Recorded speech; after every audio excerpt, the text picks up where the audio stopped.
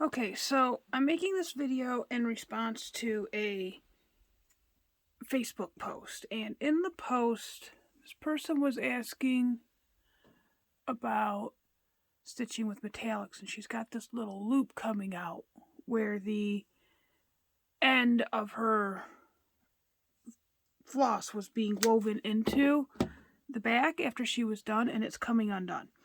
So some things about metallic floss that you just don't know until someone tells you, because it's just how things are sometimes. And I love metallics.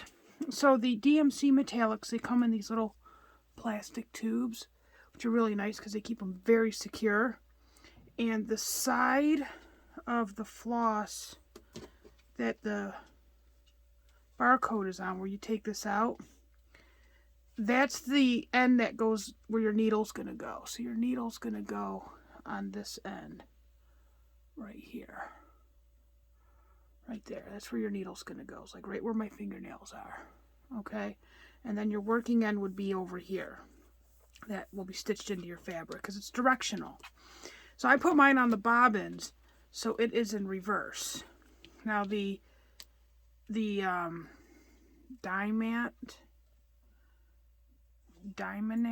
I don't what this stuff on the spool. It's also directional, and the side that comes off the spool is the side that your needle goes on. So your needle's going to go here, and this is going to be your working thread. Needle, working thread. Krennic, same thing. It's a little thicker, so you only have to use one strand instead of two. It gives it a different sparkle, though, on your work. So I'm going to do a little demonstration for you, and the first thing is with the bobbins, because mine are on bobbins, so the direction is backwards. So let me pull this out. Okay. And for the metallic floss, I like the DMC cardboard.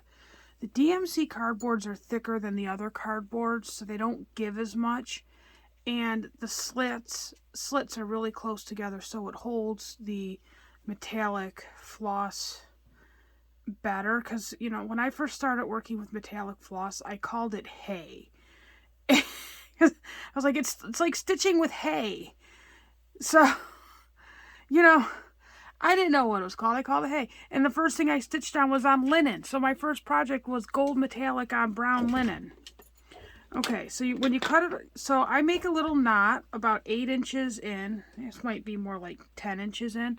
So I make a little knot in the floss so it doesn't keep unraveling. And then I take the 2 strands that I'm going to use, pull them apart like that.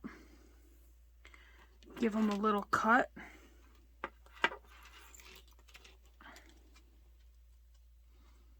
Now, here's the important thing. Remember which end you're going to put the needle on.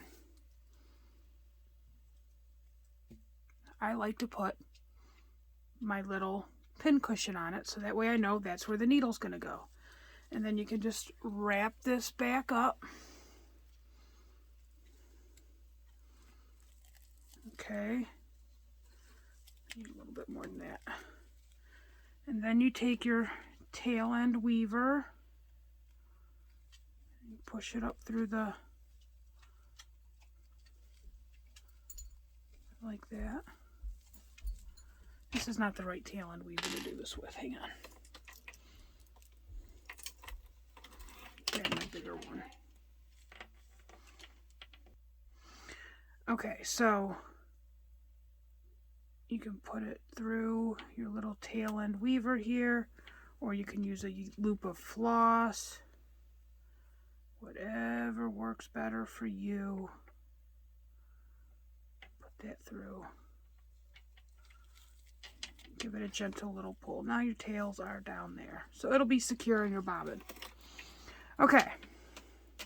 Now, I normally stitch with this little, where's my camera? This little needle. I don't even know if you can see this. It's a little needle. It's like a 28. But when I use metallics, I use a 20. And the reason I use a 20 is because it's a little bigger and it's more delicate on the floss, the metallic floss, and it kind of moves the hole out a little bit for when you're pulling your floss through, so there's a little less friction. Now, if you're in a bunch of dense stitching, that's not going to matter. So, I'm sure most of you can thread a needle. I'm not saying you can't, but for your metallic floss, it is better to use a little hook threader. I don't know if you can see that or not, but a little hook threader. And then that's the end that we determined was going to go on the needle. That's where the needle's going to go.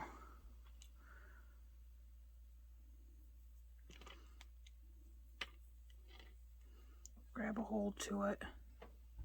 And then just gently work it over. Very gently. Okay. You just want to be very gentle with it, because wherever this is crimped, the lighting is not. Wherever this is crimped, it's going to break the fibers, so that's where you're going to want to put your needle. And then that's it. That's where your needle's going to go for the rest of the use of this floss. Okay. It's nice to have a bit of an end on it. That does help to have a little bit of an end on it. There is a huge shadow over here.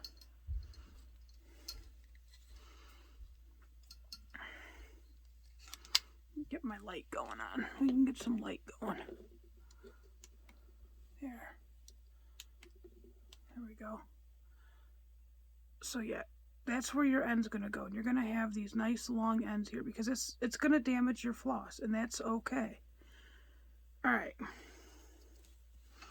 Now, when I start, make sure I'm in camera here.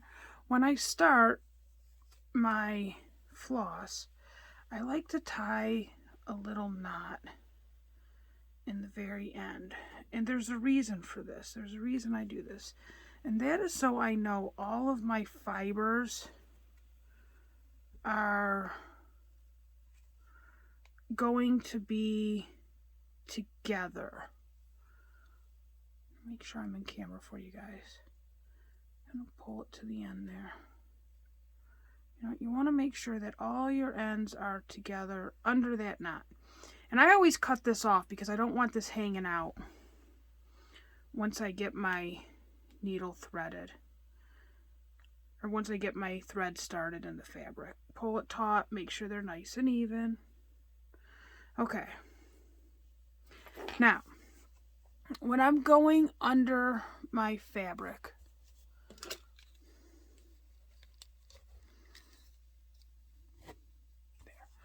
when I'm going under the ends of my fabric, I go in one direction under the back, like this. So I'm going to start stitching over here. Okay, so I go under. That's 5 rows of stitches there.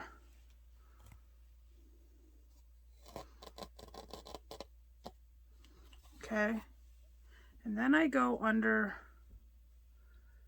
5 rows of stitching in the other direction. So it's really under 10 stitches. Okay, now this is why I cut this off, because you see this is going to be a problem once I'm stitching. It's going to be all in the way. Okay, so we pull that through. Move this out of the way.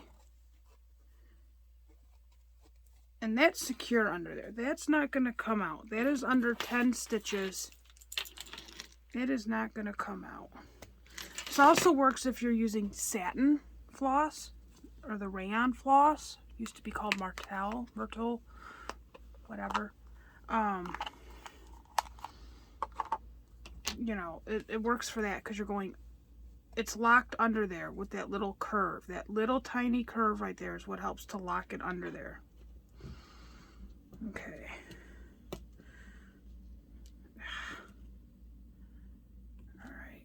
And this is, and I always like to kind of poke my needle through where my floss is at.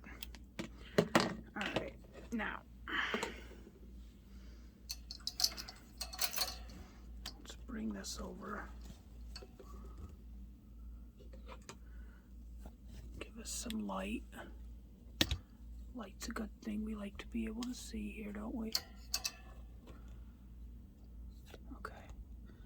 Now,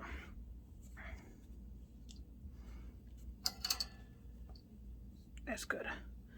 Now, when I work with metallic floss, I do suggest a laying tool. This is just a Frogger from my tool fob. Okay. Get the light out of the way here. This is just a Frogger from my tool fob. And I can use this as my laying tool. And I really like this as my laying tool because I can get it really flat on the fabric. Like, it'll go really flat on the fabric if I want it to. Alright. So, we're just going to say my first stitch needs to go here. So you pull this up.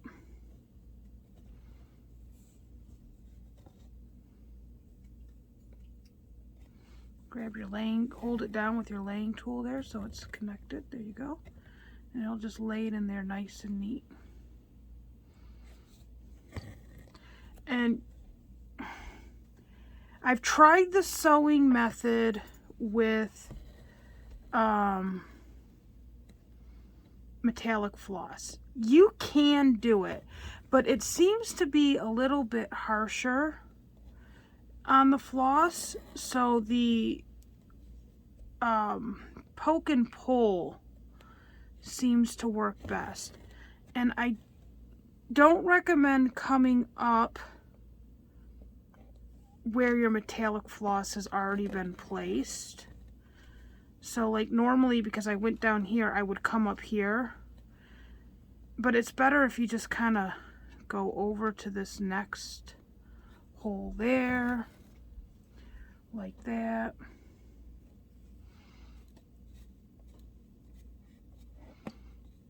To come up. There we go.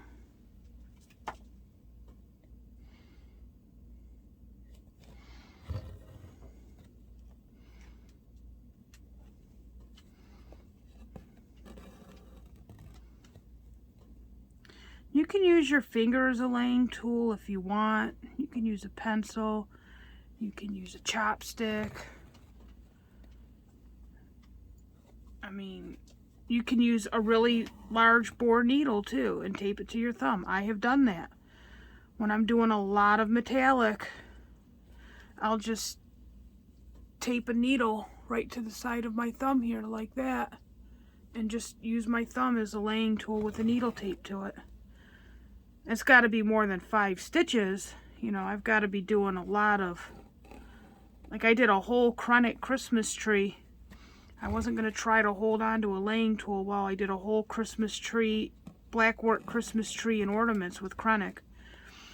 So I taped the laying tool to my thumb so that way the laying tool was right with the line of my thumb.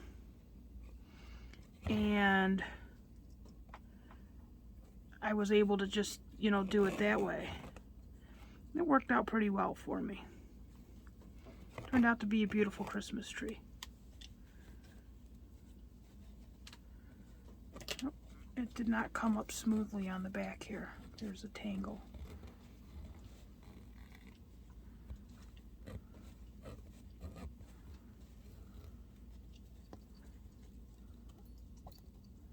Yep, there's the tangle.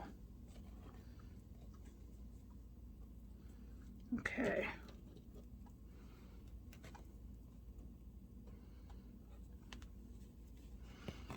Go down, and so that would be our row of metallic there. Gold, silver, whatever color you're going to use. Alright, see? I hope that turned out well for you guys. I hope I wasn't covering too much of it while I was doing that. Okay, now let's take this off this arm. Thanks, Mom, for getting that for me for Christmas. I do love the arm. It is beautiful. Okay, now, when we come back under here,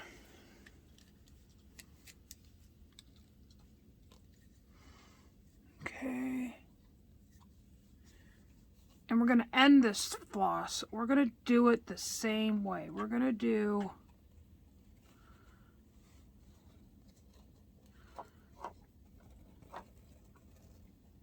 across 4 stitches, and then we're going to turn our work around if you're able to. If not, switch hands. Turn our work around, come up the next row, and go back under again. Okay, and see, it's got a little tingle in there from the turn. I want to try to make sure it's as flat as possible. This is where neat backs come in handy, because if it's a nice neat back, you can, the stitches are really tight. This is done with a Victorian stitch, and that's why they're so straight. And you can see here with the Kronich, they're not straight because I didn't use a Victorian stitch. I just kind of poked and pulled it. This was sewing method, this was poke and pull. But the stitches are nice and taut, so that way it stays under there. If you feel like it's not tight, give it another pass. It's not going to hurt to come back through and give it another pass, because as fun as it is to stitch with metallic, frogging it's even more fun. I advise, if you want a challenge, just do a bunch of frogging on metallic. It's fun. There, so now it's back under there 3 ways. And then you cut it close, just like that. And now, this is what I have left, okay? And you can see, let me turn the flash on, there we go. You can see here